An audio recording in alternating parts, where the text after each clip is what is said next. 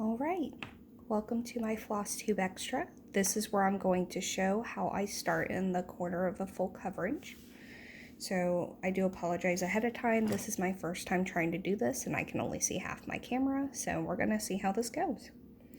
So the first thing I do is I cut my material to size. I am doing a mini masterpiece for this demonstration. And I usually leave about a 2-inch border for my pieces. Depends on what you guys prefer.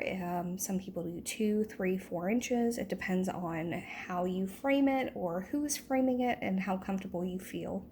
Especially with like here, sometimes it frays unless you serge it.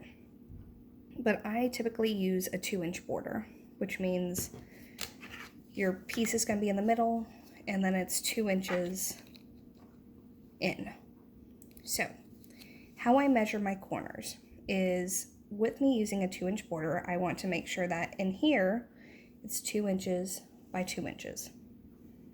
So what I do is I typically take a ruler and I start with one side and I measure 2, and I usually take a needle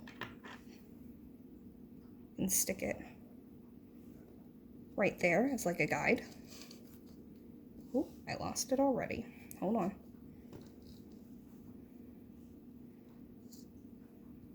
So you line it up with your dots. So right there. You could either take a pencil if you want to mark on it with a pencil. And then what I do is I gauge it because I know it's going to be this low. And now I need to bring it in 2 inches this way. So what I do is I follow that line.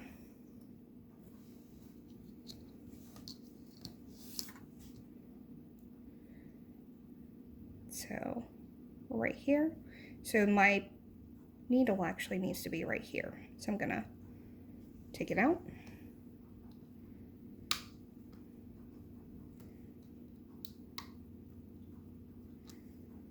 Gonna place it right here.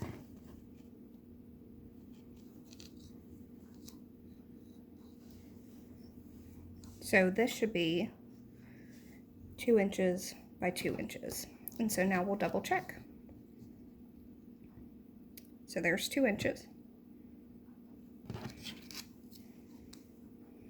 And there is 2 inches. And so right there is where I would start.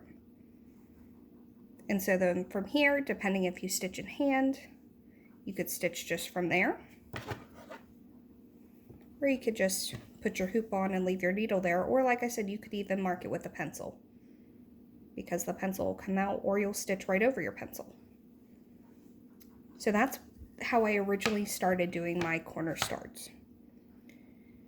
Now I've gotten spoiled and I actually have a corner start gauge. So this goes by 1.5 inches, 2.5, nope, 1.5 inches, 2.5, and 3 inches. You can get this, I believe, on Etsy from Pip and Chip. But now this is